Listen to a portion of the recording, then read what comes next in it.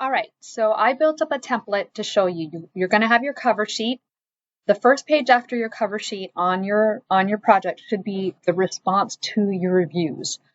Anything that I've put as feedback to you inside your project or on the rubric sheet has to be addressed.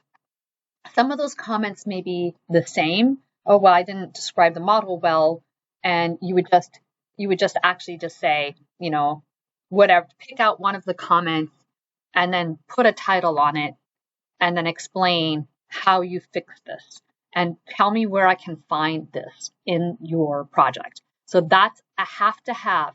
Your points for associated to response to reviews have to be there. It's just not only my reviews, you're also going to get peer feedback on Wednesday. That also needs to be included if they can't understand. So get your stuff done so that it's Photoshop ready for your peers. If you don't have any feedback from your peers, they thought it was great, then you won't have anything to address. So this is exactly, I gave some examples here of what that looks like. The next page is your executive summary. What should be in your executive summary? Well, it's the bottom line up front. I'm going to, in this email that I'm sending out to you with this template, also give you the COVID example that I did to show you. I'm just trying to tell someone in one page what the technical report was about. So it's going to have a list of all the things you had to do mathematically to arrive at a set of recommendations. Make it easy to read. If you want to hyperlink it, I explain how to hyperlink it and do some formatting as I did in my COVID report. That's a great way to do it. It'll make it easy on whoever is looking at your project to go around and look at exactly what you're talking about. You have to have your bottom line recommendation up front. Some decision makers they're going to trust you and they're going to want to see your recommendation. That's the distribution plan. That's not the total risk. That number is not what was asked for. It was how to submit those cans of water, how to distribute those cans of water.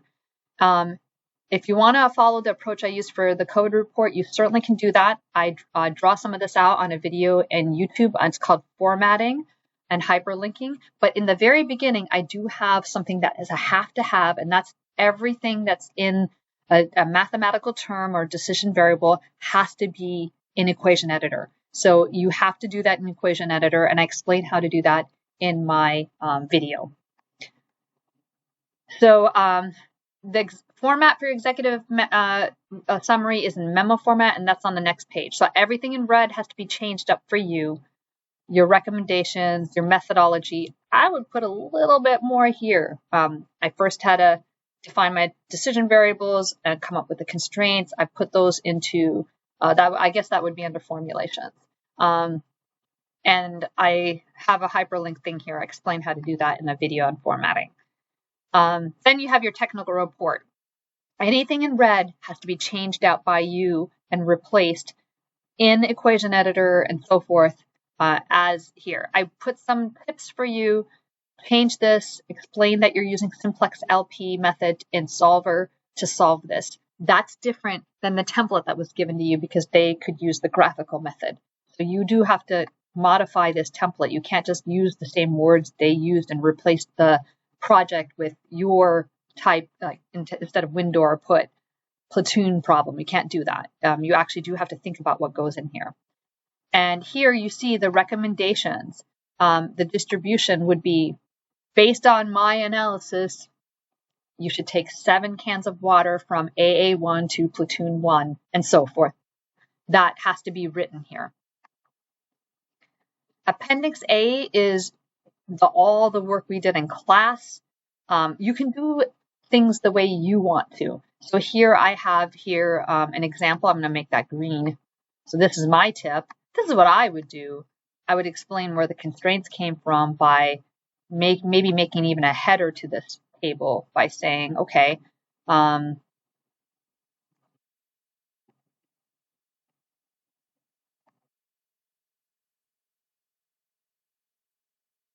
a merge cell. So I could put coefficient of constraint equations.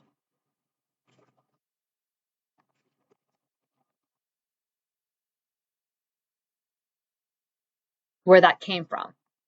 You can do something like, you can do whatever you want, a table to explain it. where it came from, but it's got to be clear to the reader what they're looking at. Remember, the reader is not going to be me. It doesn't have to look like another cadet. It's just how we explain things differs from person to person. So this is what I would do. I would explain that description of coefficients of the constraint equations. And then I would say, okay, I would explain here that only the things are lit up that make sense. And that's why I got an x1 plus y1.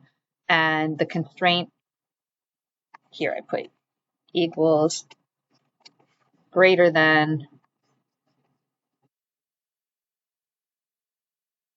or equals, comma, less than or equals, which one I'm ticking.